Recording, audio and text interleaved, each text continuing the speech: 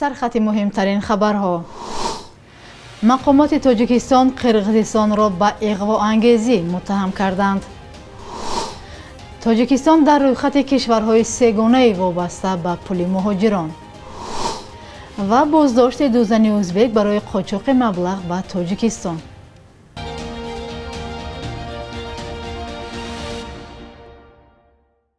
سلام بیننده های عزیز، امیدوارم خوبید. برنامه نویدی وامدادی را از دوشنبه تقدیمتان میکنیم. امروز 15 ایون است.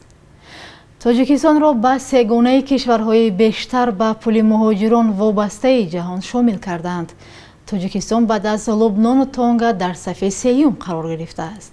تحلیلگران بانک جهانی کشورهای جهان را وابسته به حجم بیشتر ورود پول شخصانی واقعی نسبت به مجموع محصولات داخلی در سال 2021 را معین کردند و این آمار در گزارش نوی بانک جهانی اوید به مهاجرت با نام مهاجرت و رشد آمده است.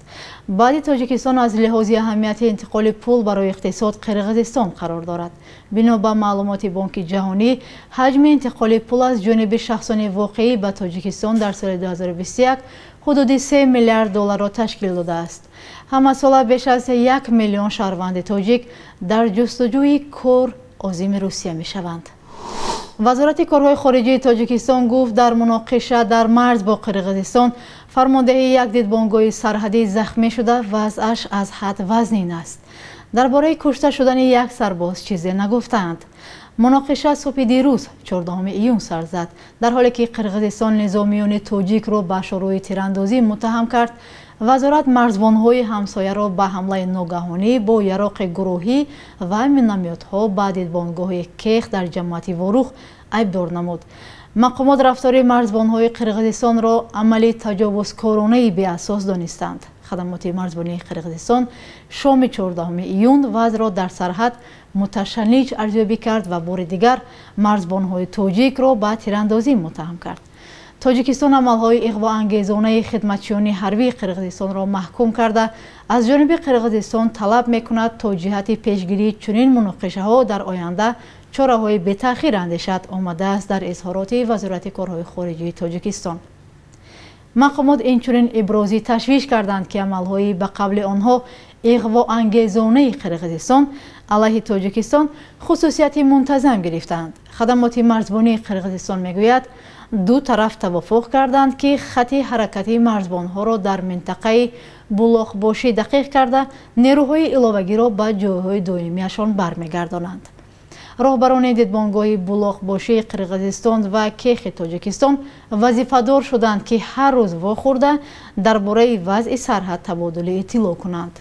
علاوه بر این جانب‌ها راضی شدند که خندق‌های قبلا کوفته خود را پر کرده به کار دهقان‌ها در نزدیکی مرز خلل نرسانند. خدمات امنیتی دولتی ازبکستان در ولایت تاشکند از بازداشت دو زن خبر داد که می‌خواستند به واسطه قاچاق 356,000 دلار را به تاجیکستان گذرانند. در خبرنامه رئیست این خدمات گفته شده است که زنان ساکنان بیک‌آباد بوده. به گفتهشان این کار را با درخواست شهروند تاجیکستان با نام محمود اجرا می‌کردند و باید برای خدمت خود مکافات پولی می‌گرفتند. نسبت زنان پرونده جنایتی باز شده، تفتیشات راه اندازی شده است. خدمات اینچنین نواری ویدیوی بازداشت زنان را نشر کرده است. درباره شخصیت زنان و به چه کار مشغول بودن آنها معلومات داده نشده است.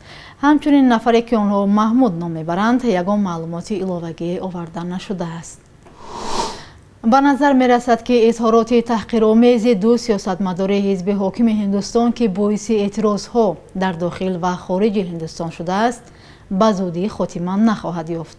مقامات هندوستان در جواب به اعتراضهای خشونتبار خانه‌های یک عده فعالان جامعه مسلمانان این کشور را تخریب نمودند.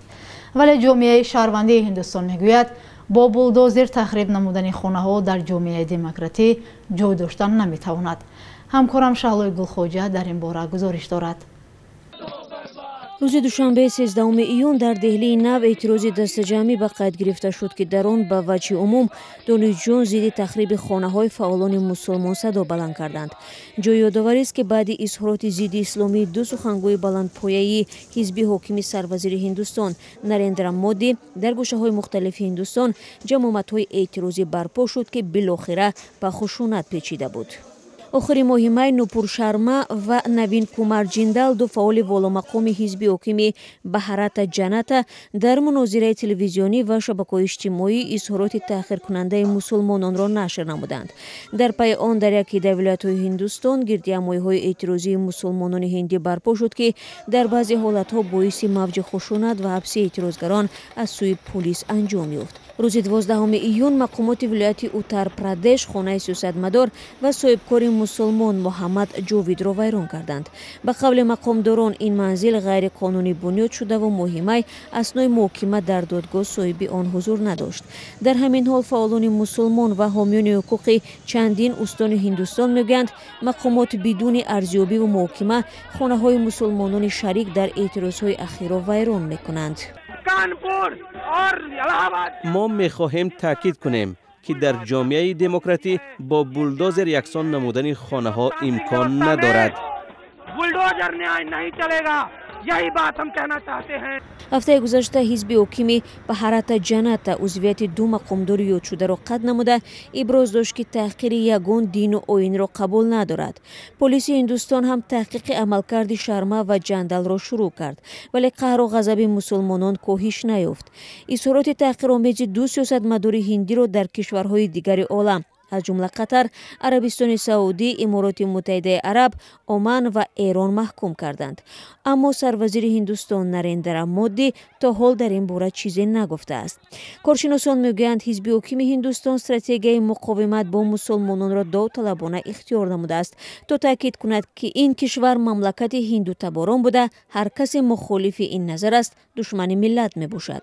مسلمانان در مقابل میگویند حمله اخیر سیاستمداران حزب حاکم تلاش به حاشیه زدن پیروان دین اسلام است که در بین 1 میلیارد و 350 میلیون اهالی هندوستان 13% آن را تشکیل می‌دهند. دسته منتخب ملی فوتبال تاجیکستان بازی دور سوم و آخرین مرحله انتخابی جام آسیا 2023 را در گروه F با تیم ملی قرقیزستان که شب سه‌شنبه 14 ایون در ورزشگاه با نام دولین امورزاقوی شهر بیشکک برگزار شد با حساب مساوی 0-0 انجام داد. در بازی آخرین هر دو دسته تنها برای در گروه غالب شدن تلاش ورزیدند. منتخب تاجیکستان را در این دیدار نتیجه مساوی قناعتمند می‌کرد. منتخب تاجیکستان تحت رهبری متخصص خرواتی پیوتر سیوگرت با کسب 7 امتیاز در گروه F غالب شد و به مرحله نهایی قهرمانی قاره که از 16 ایون تا 16 ایول سال 2023 به نقشه گرفته شده است راه یافت. ضمناً تیم ملی تاجیکستان بار اول در تاریخ خود به مرحله نهایی جام آسیا راه خط گرفت. بخش یک روز تاریخ را همراه می‌بینیم تا از مهمترین تحولات تاریخی برای امروز بی‌خبر نمانیم.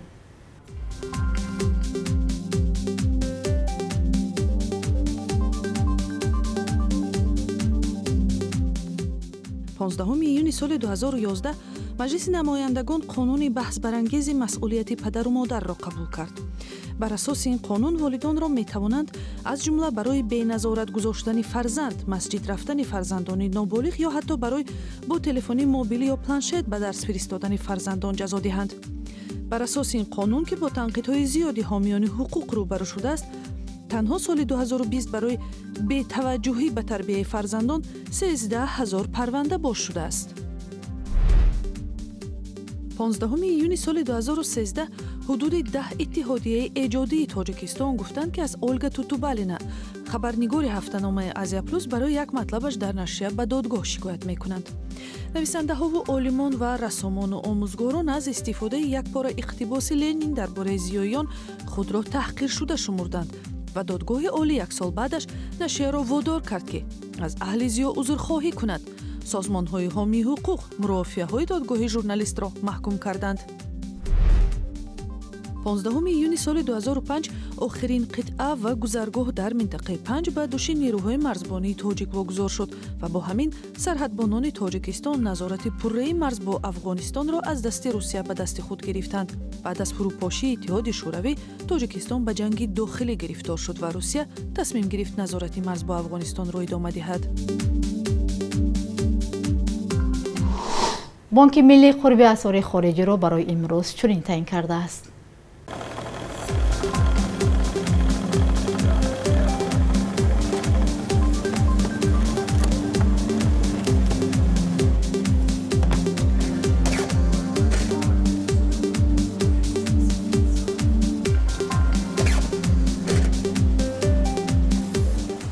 بینندگان عزیز تشکر که ما را تماشا کردید. روز خوبی داشته باشید. خدا نگهبانتان.